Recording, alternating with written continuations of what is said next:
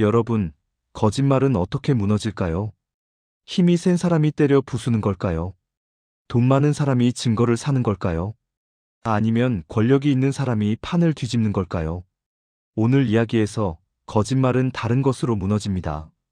11살 소녀의 눈빛으로, 아버지가 만든 거울의 반짝임으로, 그리고 거짓말쟁이가 손에 남긴 기름 자국으로. 오늘 이야기의 주인공은 다미입니다. 아버지가 억울하게 옥에 갇혔습니다. 500냥을 내지 않으면 자신은 사또댁 몸종으로 끌려간다고 했습니다. 관아는 무서웠고 어른들은 고개를 숙였으며 권력은 저쪽에 있었습니다. 그런데 다미는 말했습니다. 거짓말은 고쳐야 해요. 그 말 한마디로 관아로 걸어들어간 11살 아이의 이야기. 오늘 이야기를 끝까지 들으시면 작은 것이 얼마나 강한지를 다시 한번 느끼게 되실 겁니다. 지금부터 시작합니다. 바다 안개가 낮게 깔리는 남쪽 끝 포구, 유리포. 파도가 조용한 날에도 사람들 마음은 늘 출렁이는 곳이었습니다. 고기잡이배가 들고 나는 바다 냄새, 소금 냄새, 그물 냄새가 뒤섞인 동네였지요. 그곳에 박도공이라 불리던 사내가 살았습니다. 도공이란 말은 거창했지만 그는 그저 흙을 만져 사발을 빚고 깨진 그릇을 이어붙여 겨우 식솔, 입에 죽 한 숟갈 넣는 사람이었습니다. 손은 늘 흙빛이었고 손마디는 굳어 있었습니다. 그러나 그 손이 만든 그릇들은 오래갔습니다. 금이 가도 쉬 무너지지 않았고 이어붙여도 다시 잘 쓸 수 있었습니다. 박도공에게는 딸이 하나 있었습니다. 이름은 다미. 11살. 말끝이 또렷했고 눈빛이 유난히 맑았습니다. 다미는 늘 손에 뭔가를 들고 다녔습니다. 깨진 조개 껍질이든 부러진 비녀든 버려진 나무 조각이든 고칠 수 있는 건 다 고쳤으면 돼요 하는 아이였습니다. 어른들은 그런 다미를 두고 쓸데없이 영특하다고도 했습니다. 칭찬인지 걱정인지 모를 말이었지요. 그런데 유리포에는 사람들 목덜미를 늘 서늘하게 만드는 이가 있었습니다. 관아의 아전, 최방원. 겉으론 사또의 말 한마디를 받아 적는 하찮은 설이었지만 실제로는 세금 장부를 쥐고 포구 전체를 흔드는 자였습니다. 배가 나가면 바다새를, 그물이 걸리면 그물새를, 밤에 등불이 켜지면 등불새를, 없는 세금도 만들어내는 재주가 있었지요. 백성들은 말했습니다. 사또는 멀고 최방원은 가깝다. 멀리 있는 사람보다 가까이 있는 사람이 더 무서운 법입니다. 사또는 하루에 한 번 볼까 말까지만 최방원은 날마다 찾아왔으니까요. 어느 겨울 초입 관아에서 급한 심부름이 내려왔습니다. 사또댁에 새 청동 거울이 필요하다는 것이었습니다. 한양에서 온 손님이 있다며 은빛이 고운 거울을 구해오라는 것이었습니다. 하지만 유리포엔 그런 물건을 파는 장사꾼이 없었습니다. 결국 최방원이 박도공을 불렀습니다. 박도공, 내 손이 야무지다지? 거울을 하나 마련해라. 서리날이 저는 흙이나 만지는 사람이라. 입 닥쳐. 돈은 사또가 준다. 기한은 사흘이다. 박도공은 밤낮으로 뛰었습니다. 포구 대장간에서 낡은 청동을 구해 녹이고 표면을 수없이 갈아 반짝임을 만들었습니다. 거울 뒤에는 해물을 막는 문양을 새겼고 가장자리는 상처나지 않게 둥글게 다듬었습니다. 손이 다 까지고 손톱이 갈라졌지만 참았습니다. 관아 물건은 흠집 하나도 죄가 된다는 말을 100번도 넘게 들었으니까요. 사흘째 밤 거울이 완성되었습니다. 다미는 아버지 손을 보더니 눈이 동그래졌습니다. 아버지 손이 괜찮다. 반짝이는 건 원래 아프게 만들기도 하는 법이지. 다미는 입술을 깨물고 부엌에서 송진을 살짝 떼어 아버지 손의 작은 상처에 발라주었습니다. 그리고 조용히 물었습니다. 아버지, 거울은 보는 사람 마음도 비추지요? 그래. 그래서 관아 거울은 더 무섭다. 박도공은 웃었습니다. 다미도 웃었습니다. 그 밤은 조용하고 따뜻했습니다. 다음 날 아침, 박도공은 거울을 비단 보자기에 싸들고 관아로 갔습니다. 최방원이 받아들더니 눈을 가늘게 떴습니다. 그리고 일부러 보자기 끈을 느슨하게 풀었습니다. 거울이 바닥에 톡 하고 닿았습니다. 박도공의 심장이 내려앉았습니다. 서리날이 조심, 조심? 네가 조심했어야지. 그날 저녁 관아가 뒤집혔습니다. 거울이 깨졌다. 내 체면이 깨졌다. 최방원은 기다렸다는 듯 박도공을 끌어냈습니다. 네가 만든 거울이 하루도 못 가 깨졌다. 거울 테두리 안쪽에 금가루도 섞였더군. 사또댁 거울을 속여 만든 죄다. 아닙니다. 저는 분명히. 닥쳐. 죄는 죄다. 박도공은 그대로 옥에 갇혔습니다. 다미가 관아 문 앞에 매달려 울며 빌었지만 최방원은 코웃음을 쳤습니다. 500냥을 내면 풀어주마. 못 내면 내 집 가마도 빼앗고 너는 사또댁 몸종으로 보내겠다. 그날 밤 다미는 어둠 속에서 아버지를 찾아갔습니다. 옥창살 사이로 나온 아버지 손이 차갑게 떨렸습니다. 다미야, 집으로 가라. 어른들 싸움에 끼지 마라. 아버지, 이건 싸움이 아니라 거짓말이에요. 다미는 잠시 말을 멈췄습니다. 그리고 또렷하게 말했습니다. 거짓말은 고쳐야 해요. 박도공은 딸의 눈을 보았습니다. 걱정이 앞섰습니다. 이 아이가 무슨 생각을 하는지 알 것 같아서 오히려 더 두려웠습니다. 다미야, 네가 할 수 있는 일이 없다. 있어요. 그 한마디였습니다.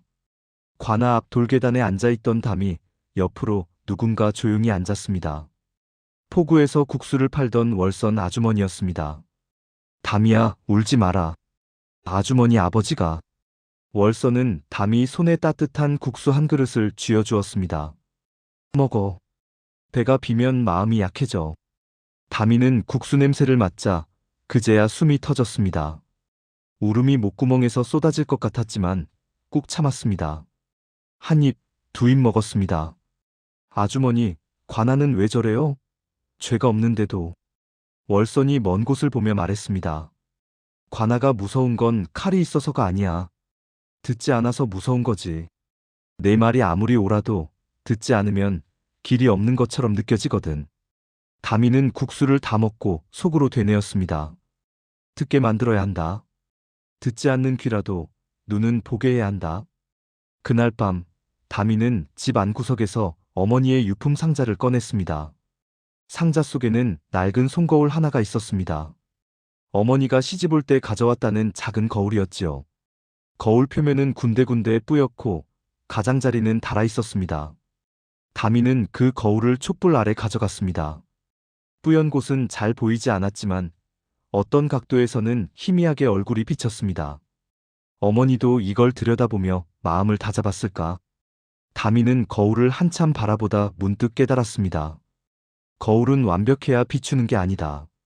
조금 흐려도, 조금 금이 가도 빛만 맞으면 비춘다. 그리고 아버지가 만든 거울이 깨졌다는 말이 다시 떠올랐습니다. 깨진 거울 조각이 어디에 있을까? 관아가 가져갔을 테고 최방원이 숨겼을 것이다.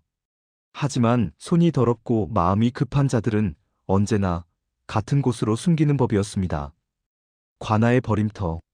새벽 닭이 울기 전 다미는 관아 뒤편을 돌았습니다. 뒷담은 낮았고 바닷바람 때문에 돌이 헐거운 곳이 있었습니다. 담 너머로 작은 마당이 보였습니다. 비단 조각과 깨진 그릇 조각들이 쌓인 곳, 관아의 버림터였습니다. 다미는 숨을 죽이고 돌틈을 비집고 들어갔습니다. 손바닥이 긁혀 피가 배어 나왔지만 이를 악물었습니다. 버림터에는 깨진 항아리, 찢어진 부채, 금이 간 벼루 조각이 섞여 있었습니다. 다미는 눈을 크게 뜨고 바닥을 더듬었습니다. 그리고 마침내 금빛이 도는 조각 하나를 발견했습니다. 청동 거울 조각이었습니다. 찾았다. 다미가 조각을 품에 넣고 빠져나오려 하던 그때였습니다. 등 뒤에서 낮은 목소리가 들렸습니다. 거기서 뭐 하느냐? 최방원이었습니다. 새벽 술 기운이 덜 깬 얼굴로 다미를 내려다보고 있었습니다. 다미는 숨이 멎을 뻔했습니다. 그러나 일부러 겁먹은 척하지 않았습니다. 오히려 어깨를 펴고 말했습니다. 버려진 걸 주었어요. 제 아버지 물건이잖아요.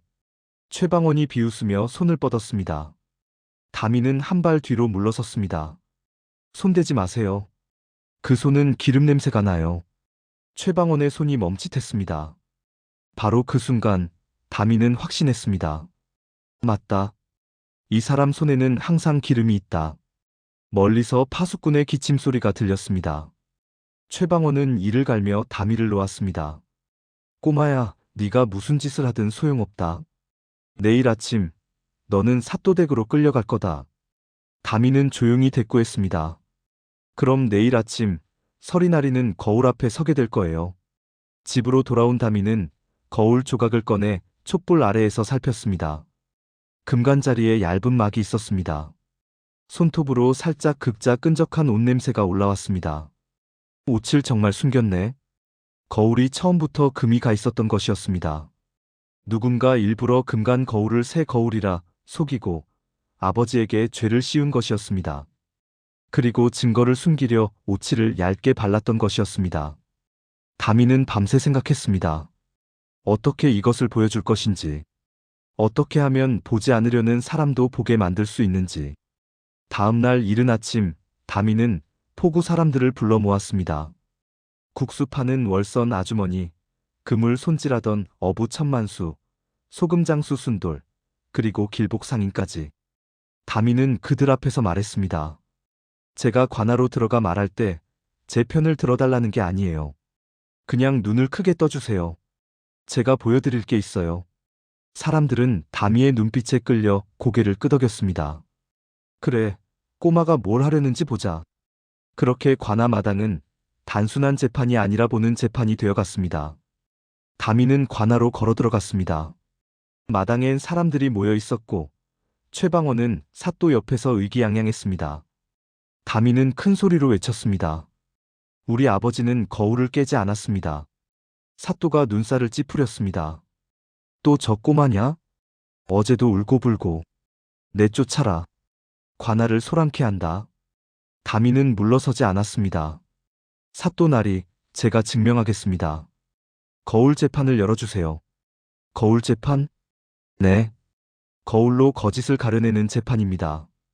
사또는 어이가 없다는 듯 웃었습니다.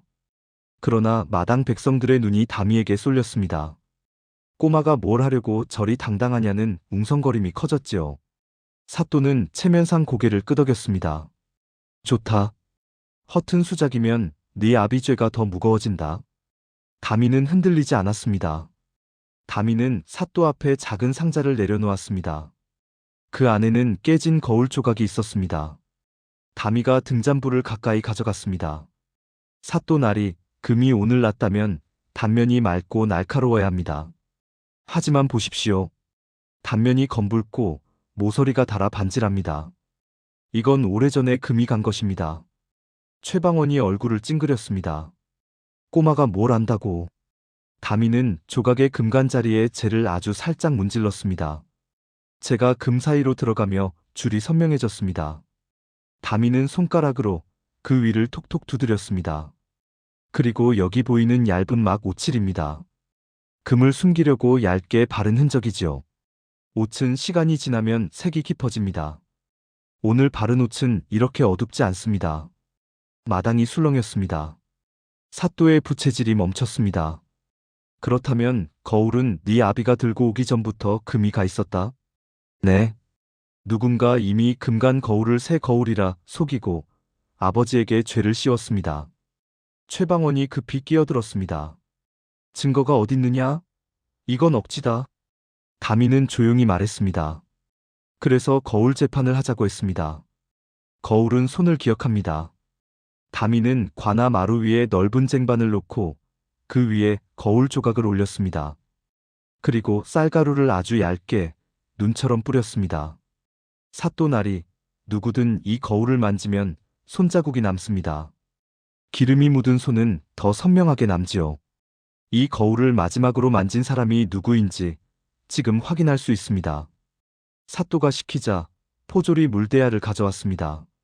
사또가 먼저 손을 씻고 거울을 살짝 만졌습니다. 가루가 고르게 묻었습니다. 포졸들도 마당에 있던 서리들도 차례로 만졌습니다. 모두 비슷했습니다. 마지막으로 최방원이 앞으로 나섰습니다. 그는 손을 씻는 척하더니 슬쩍 옷자락으로 손바닥을 닦았습니다. 다미는 그 순간을 놓치지 않았습니다. 서리나리, 손톱 밑까지 씻으셨나요? 닥쳐라, 꼬마야.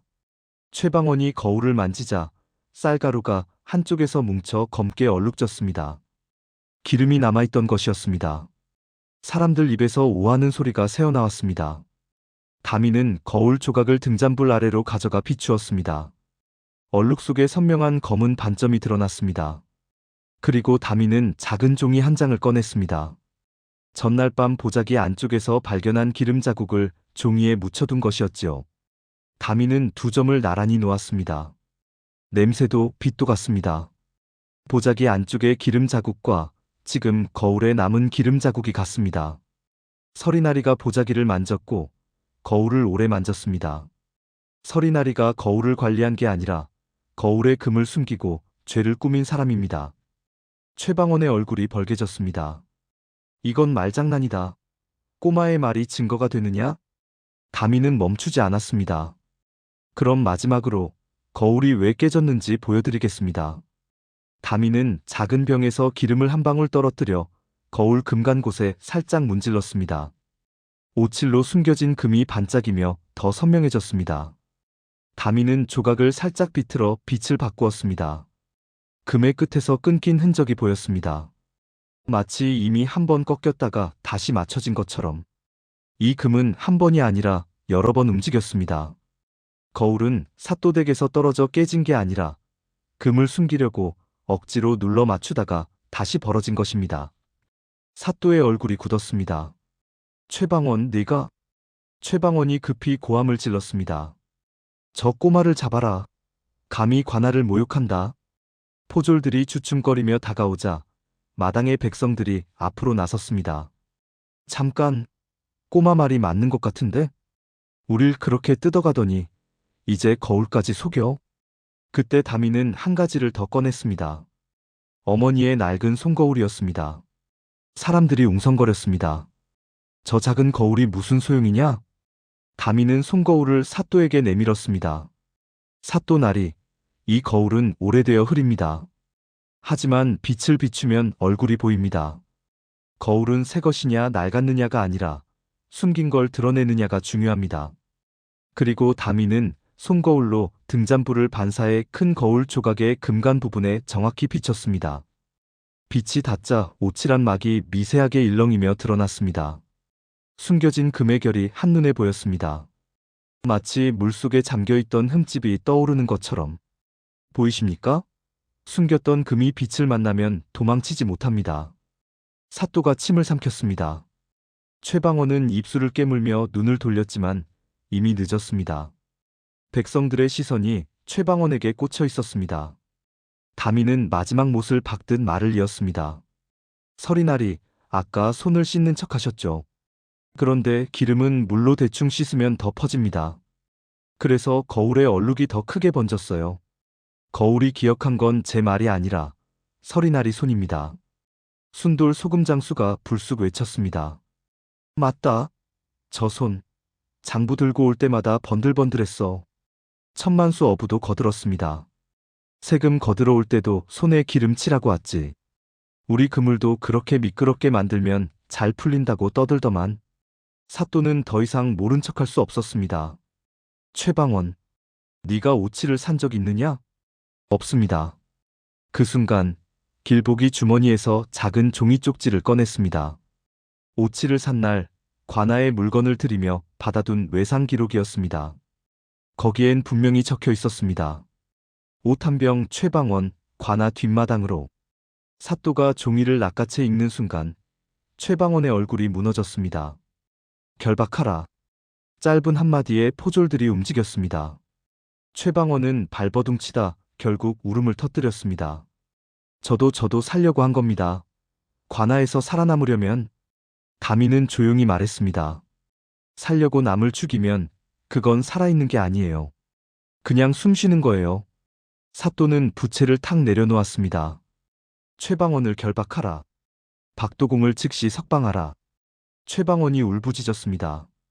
난 삿도를 위해. 삿도가 차갑게 대답했습니다. 내 체면을 위해 백성을 짓밟은 죄가 더 크다. 옥문이 열리고 박도공이 비틀거리며 나왔습니다. 다미는 달려가 아버지를 끌어안았습니다. 아버지. 박도공은 딸의 머리를 쓰다듬으며 떨리는 목소리로 물었습니다. 담이야, 넌 어떻게? 담이는 울면서도 웃었습니다. 아버지가 만든 거울이요. 아버지가 만든 반짝임이 거짓을 비췄어요. 사또는 사람들 앞에서 고개를 숙였습니다. 오늘 일은 내 부덕이다. 최방원이 뜯어간 세금과 뇌물은 돌려주고 억울한 자는 다시는 만들지 않겠다. 백성들이 웅성거렸습니다. 약속이 지켜질지는 몰랐지만 적어도 오늘은 거울 앞에서 숨길 수 없었다는 사실만큼은 확실했습니다. 관할을 나오던 길, 담이는 깨진 거울 조각을 품에 넣었습니다. 박도공이 물었습니다. 그걸 왜 가져가느냐? 담이는 조용히 대답했습니다. 깨진 걸 그냥 두면 누군가 또 숨겨요. 저는 깨진 자국을 숨기지 않을래요. 사람들도요. 우리도 서로의 금간 마음을 숨기지 말고 고쳐야 하니까요. 그날 밤 유리포 바닷바람은 차가웠습니다. 그러나 이상하게도 사람들 숨은 덜 떨렸습니다. 담이는 집 앞에 작은 등잔을 걸어두며 말했습니다. 아버지, 내일은 거울을 새로 만들어요. 이번엔 사또댁 말고 포구 사람들 모두가 볼 수 있는 큰 거울을요. 박도공이 웃었습니다. 그래. 모두가 서로를 비추면 거짓이 설 자리가 줄어들겠지. 집으로 돌아오는 길, 담이는 포구 길목에 하얀 조개가루를 한 줌 뿌렸습니다. 길이 환해졌습니다. 박도공이 웃으며 말했습니다. 또 손자국 남기려는 거냐? 담이는 고개를 끄덕였습니다. 응. 누가 또 더러운 손으로 우리 삶을 훔치려 하면 보이게. 월선 아주머니가 국수 냄새와 함께 담이 곁을 지나치며 말했습니다. 담이야, 오늘은 국수 공짜다. 담이는 활짝 웃었습니다. 오늘 처음으로 진짜 웃음이었습니다. 오늘 이야기 어떠셨나요? 담이는 11살이었습니다. 가진 것이 없었습니다.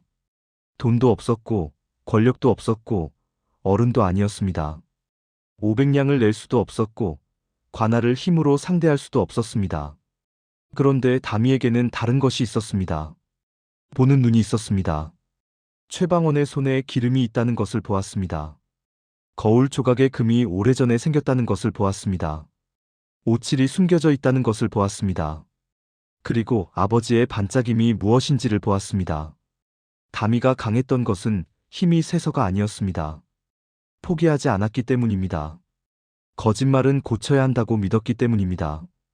그리고 작은 것들, 재의 흔적, 기름, 자국, 낡은 송거울 하나가 거대한 거짓을 무너뜨릴 수 있다는 것을 알고 있었기 때문입니다. 월선 아주머니가 말했습니다. 듣지 않는 귀라도 눈은 보게 해야 한다고. 담이는 그렇게 했습니다. 말로 설득하려 하지 않았습니다. 보여줬습니다. 눈앞에, 빛 아래, 모두가 볼 수 있는 곳에 사실을 꺼내놓았습니다. 그리고 이렇게 말했습니다. 숨겼던 금이 빛을 만나면 도망치지 못합니다. 그 말이 오늘도 마음에 남습니다. 우리 삶에도 그런 것들이 있지 않습니까? 권력이 있는 사람 앞에서 말이 막힌 경험. 억울하지만 아무도 들어주지 않는다는 느낌. 나는 분명 맞는데 왜 세상이 저쪽 편인 것처럼 느껴지는 그 경험. 담이는 그 상황에서 울지 않았습니다. 정확히는 울었지만 멈추지 않았습니다. 밥을 먹고 생각했습니다. 새벽에 일어나 움직였습니다. 거울 조각 하나를 들고 관하로 걸어 들어갔습니다. 그것이 전부였습니다. 세상에는 번지르르한 비단보다 투박한 진실이 더 단단할 때가 있습니다. 오늘 이 이야기가 여러분 마음속에 작지만 환한 거울 하나를 켜드렸으면 합니다. 그리고 억울한 것이 있을 때 담이처럼 멈추지 말았으면 합니다. 영상이 마음에 드셨다면 구독과 좋아요 눌러주세요. 댓글로 오늘 이야기에서 가장 기억에 남는 장면을 알려주시면 정말 큰 힘이 됩니다. 다음 이야기도 기다려주세요. 감사합니다.